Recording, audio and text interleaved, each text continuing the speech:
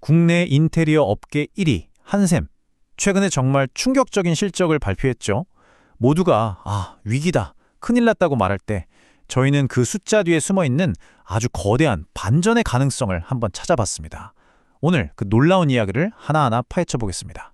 자, 먼저 시장을 그야말로 공포에 떨게 만들었던 그 숫자부터 한번 제대로 들여다보겠습니다. 2025년 4분기 한샘의 영업이익이요, 시장 기대치를 무려 63.6%나 밑돌았습니다. 이건 그야말로 어닝 쇼크라는 말밖에 안 나오죠. 원래 시장에서는 한 81억 원 정도 이익을 낼 거다 이렇게 봤는데 막상 뚜껑을 열어보니까 결과는 30억 원에 그쳤습니다. 아니, 이 엄청난 차이가 대체 왜 생긴 걸까요? 원인은 딱 하나였습니다. 꽁꽁 얼어붙은 부동산 시장 때문이었죠. 건설 경기가 사실상 멈추다시피 하니까 한샘의 매출도 그대로 직격탄을 맞은 겁니다. 특히 이게 정말 뼈아픈데요. 새로 짓는 아파트의 가구를 쫙 공급하는 B2B, 그러니까 기업 간 거래 부문이 무려 13년 만에 가장 낮은 수준으로 뚝 떨어졌습니다. 물론 이 실적만 보면 걱정이 되는 게 당연합니다. 하지만요, 지금 시장의 관심은 이런 실적보다는 완전히 다른 곳, 어쩌면 훨씬 더 중요한 변수로 빠르게 옮겨가고 있습니다. 바로 이겁니다. 한샘이 숨겨뒀던 비장의 카드라고 할 수 있겠죠. 어마어마한 규모의 주주환원 정책입니다. 이 부분을 보시면 정말 깜짝 놀라실 텐데요. 한샘은 자기 회사 주식, 그러니까 자사주를 무려 29.5%나 가지고 있습니다. 아니, 시장에서 거래되어야 할 주식의 거의 3분의 1을 회사가 그냥 들고 있다는 얘기거든요. 이건 정말 보기 드문 규모예요. 그런데 한샘이 뭘 발표했냐면 이 엄청난 양의 자사주를 전부 소각, 그러니까 아예 없애버리겠다고 한 겁니다. 지금 가치로 따지면 약 3,400억 원에 달하는 주식이 시장에서 그냥 영원히 사라진다는 뜻이에요. 자, 그러면 투자자 입장에서 이 자사주 소각이라는 게 대체 어떤 의미를 갖는 걸까요? 원리는 아주 간단한데 효과는 정말 막강합니다. 먼저 회사가 가진 주식 29.5%를 그냥 없애버려요. 그럼 당연히 시장에 놀아다니는 주식의 총량이 확 줄어들겠죠? 마지막으로 전체 파이가 작아졌으니까 내가 들고 있는 주식 한 주의 가치랑 지분율은 자연스럽게 올라가는 겁니다. 이 효과가 가장 극적으로 나타나는 게 바로 최대 주주입니다. 사모펀드인 IMMPA는요, 돈 한 푼 안 쓰고 가만히 있었을 뿐인데 지분율이 자연스럽게 35.4%에서 50.2%로 껑충 뛰게 됩니다. 안정적인 경영권을 그냥 확보하게 되는 거죠. 이 주주 환원 정책 분명히 엄청나게 매력적입니다. 하지만 이것만 믿고 회사가 영원히 갈 수는 없겠죠.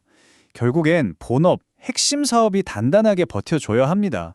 실적을 좀 더 자세히 뜯어보면요, 이야기가 좀 갈립니다. 건설사를 상대하는 B2B 부문은 거의 무너졌다고 봐야 하는데, 반면에 일반 소비자를 직접 상대하는 B2C, 리하우스 리모델링 사업은 오히려 조금 성장하면서 저력을 보여줬습니다. 사실 이 소비자 사업이야말로 한샘의 진짜 든든한 요새라고 할 수 있습니다. 시장 지배력도 압도적이고 브랜드에 대한 신뢰도 워낙 높으니까요. 결국 한샘의 미래는 이 두 가지 힘이 팽팽하게 줄다리기를 하는 상황에 달려있다고 볼 수 있습니다. 외부 시장의 거센 파도를 견디느냐, 그리고 내부 전략이 효과를 내느냐, 바로 이 균형이죠.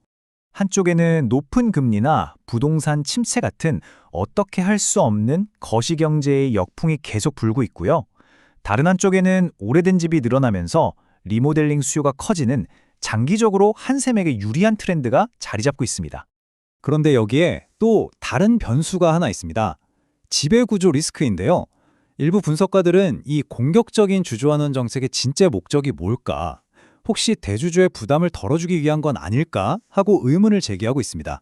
왜냐하면 2021년에 꽤 비싼 값에 한샘을 인수했던 이 사모펀드가 지금 주가 하락으로 상당한 재무적 압박을 받고 있거든요. 이런 상황이 회사의 전략적 결정에 또 다른 복잡성을 더하고 있는 거죠. 자, 그럼 이 복잡한 퍼즐들을 한번 맞춰보겠습니다. 투자자 입장에서는 이 상황을 과연 어떻게 바라봐야 할까요? 궁극적으로 한샘에 대한 투자는요, 이 한 문장으로 정리할 수 있습니다. 바로 시장의 불확실성과 자본 정책의 확실성 사이에서의 배팅이라는 거죠. 거의 보장된 주주가치 상승 이벤트와 한치 앞을 알 수 없는 경제 환경, 이 둘 사이의 싸움입니다. 그렇다면 현명한 투자자라면 뭘 지켜봐야 할까요? 바로 이런 핵심 지표들입니다. 부동산 거래량이 살아나는지, 원자재 가격은 어떤지, 그리고 가장 중요한 자사주 소각이 정말 약속대로 이행되는지, 이런 숫자들의 변화가 저울의 추가 어느 쪽으로 기울지를 알려주는 신호가 될 겁니다. 오늘 분석은 이 마지막 질문으로 마무리하겠습니다. 금융공학이라는 기술과 경제 현실이라는 거대한 힘의 대결, 과연 어떤 쪽이 승리하게 될까요?